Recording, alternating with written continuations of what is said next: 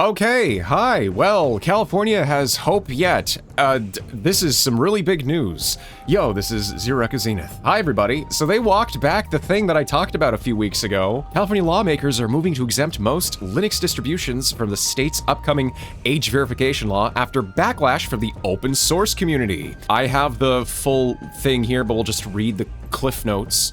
The original law would require operating systems, all operating systems, that would be Mac OS, Windows, and Linux, systems to verify a user's age during setup and share that information with apps through a built-in system API. This would also mean that every piece of software that you download would get access to your age. The slippery slope there being eventually leading to government ID verification. That's my opinion, but it kind of implies it, you know?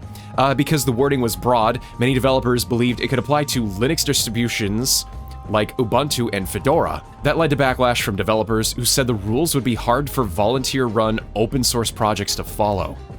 Oh, did it? That's cool. In response, lawmakers introduced changes narrowing the law's scope and likely exempting most Linux distributions.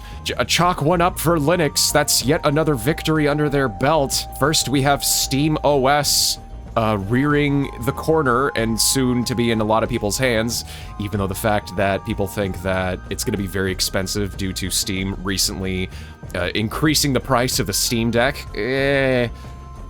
They're still champions of Linux, it seems.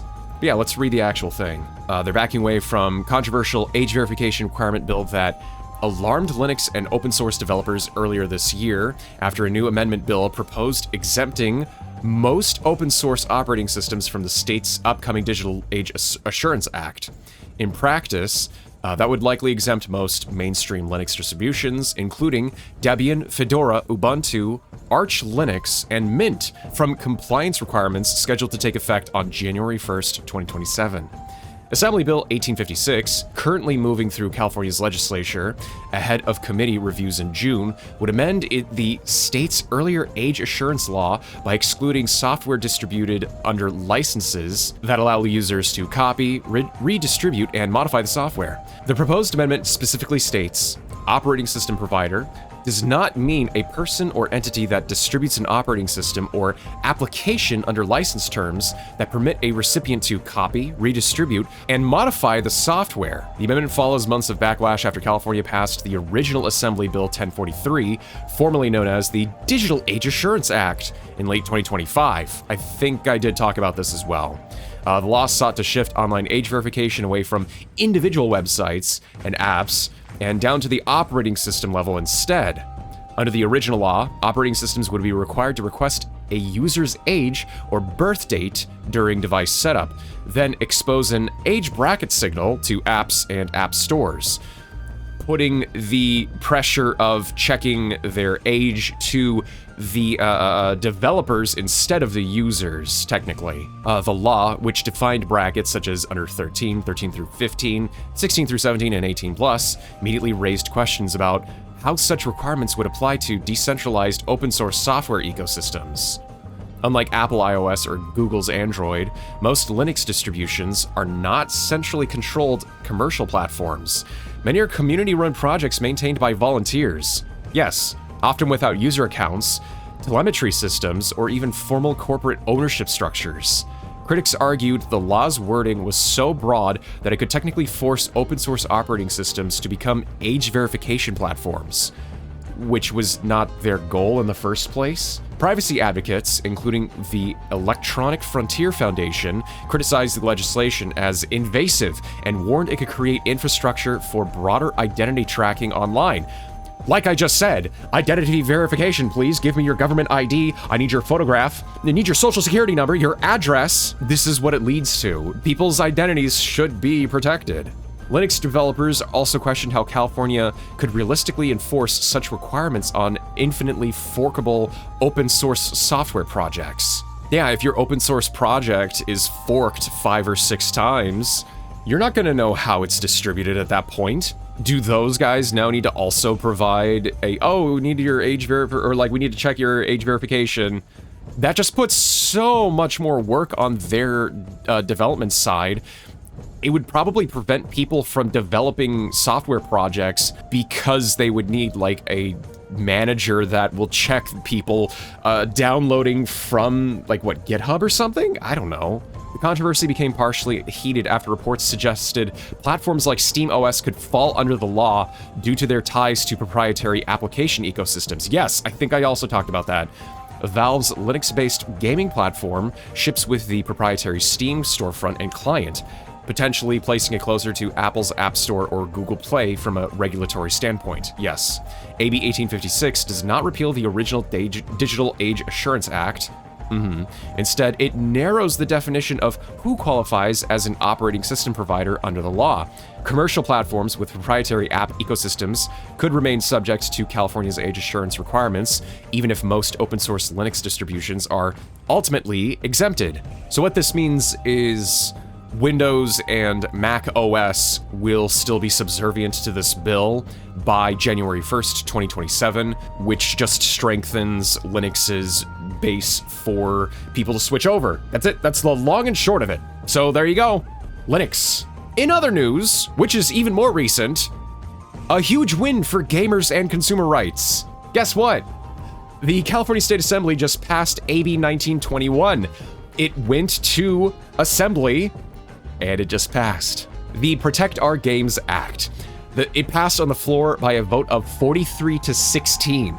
The bill would force video game companies to give players a heads up before they shut down the servers for a game.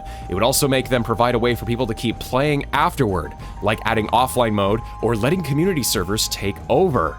It would also make them provide a way for people to keep playing afterward, like adding offline mode or letting community servers take over. A quick recap of what the bill does. 60-day advance notice before any server shutdown or major service change that would make a game unplayable in its ordinary use. Companies must then provide a workable solution so players can keep playing, usually an offline mode or patch, community server support, or in some cases, a full refund. That protects people's ownership. This brings back ownership for like a full game that they buy, but there's some kind of online component. But then if it gets taken offline, then the game might be unplayable as a result, and there's no way to, like, play it anymore. And then in some cases, it just gets ripped from the store, too. Applies to digital games first sold or substantially re-released in California after January 1st, 2027. So these are for new digital games after the new year. So anything before then, I guess tough luck to preserving online games. Does not affect subscription... Oh, wait, what? This does not affect subscription games, free-to-play titles, or games that are already permanently offline / single-player. Free-to-play titles? Oh, okay, so this doesn't affect gacha games whatsoever. I mean, I assume it was never gonna affect them, but maybe. What about Mega Man X Dive? I thought it was gonna affect games to, like, maybe if they get taken offline, then developers might get nudged to be like, hey, make an offline mode of this game and sell it. Whatever. Enforceable by the Attorney General or District Attorneys. In short, if you buy a game, you should still be able to play it even after the company moves on. True. Not after 5 years do they get to take it offline. No, you should be able to play it 10, 20 years from now. To relive the good old days and learn how a franchise has continued since then. No more purchase turning into a rental that expires when the servers die. Well, that's the good news at least. That is fantastic news. Right now, the bill is heading to the California State Senate. This is the stage where hearing from regular people can really help push it forward. If you live in California, look up your state senator and tell them that you support AB 1921. You can find them there. I might just do that, pirate. I might just do that. If you do not live in California, you can still send a letter of support to the chair of the Senate Privacy and Data Oversight Committee here. Okay. Oh, and here's the video. Hey everybody, I'm Assemblymember Chris Ward from San Diego, and I got some big news from the state capitol. AB 1921, the Protect Our Games Act, has just passed the legislature with 43 aye votes and bipartisan support. So it's over in the state Senate now, and we're going to be able to debate that in committee in the month of June. The idea came to me from a constituent in San Diego who is tired of seeing their games shut down after recent purchases. So if you live in California, be sure to contact your state senator and tell them as a gamer or a developer why you care and this matters to you. We're fighting for your consumer protection and making sure that you have a full right and enjoyment to these games. Well, thank you. Chris Ward, hello. Well, all right, cool. Does not affect subscription games, free-to-play titles, or games that are already permanently offline / single player. So nearly every game anyone cares about will be exempt, and any future live service games will be either free-to-play or subscription. Sounds about right for California lawmakers. When you put it like that, that just makes it depressing. Wait, no. Yeah, I mean, gacha games will still come out every other week and then get shut down after 2 years, and the money will continue to flow. A little too late for this one, but good for future ones. Yeah, Anthem. Anthem should have never gotten taken off. They should have just kept the servers open permanently.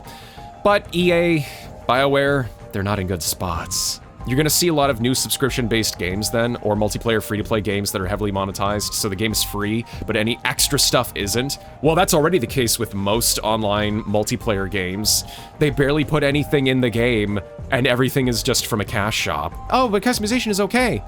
Yeah, when the customization options in the shop are like $5, $2 to $3 each, not $40, not $30 each. Plus, I like being able to play a game and collect cosmetics by playing the game, and not having to grind for them for 60 hours. Being able to, you know, get them within a healthy amount of game time. So yeah, we're probably just gonna see more subscription games, more free-to-play games. Ubisoft deleted the crew off everyone's account and told paying customers they only ever had a license for it. Now it takes a state law to make "you bought it" mean something. Wow, for once in its existence, California gets something right. Does not affect subscription games. Well, we know what our future is going to look like now. Well, here's the thing. This has already been happening over the last several years, and I think what really broke the camel's back was the introduction of Fortnite.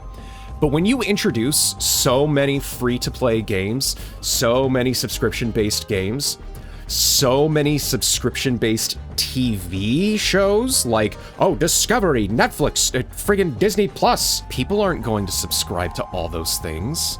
They're going to stick with maybe one game. So just like all these live service shooters that keep getting closed, you're gonna see a subscription game come out. People are gonna play it for maybe a month and then be like, I don't care. And then quit, and then the game closes because it can't pay for itself. You might start to see people trying to make single-player games now, like larger developers, like more single-player or couch co-op focused games in the near future. We'll have to wait and see. But yeah, that's all I wanted to talk about. So AB 1921 has passed, and California age verification law will not apply to Linux systems. Cool. California is not problematic media. They're based? It's getting there. I don't know. Anyways, let me know what you think in the comments. Take care, everybody, and I'll see you next time. This is ZeroEchoZenith, signing off. Bye.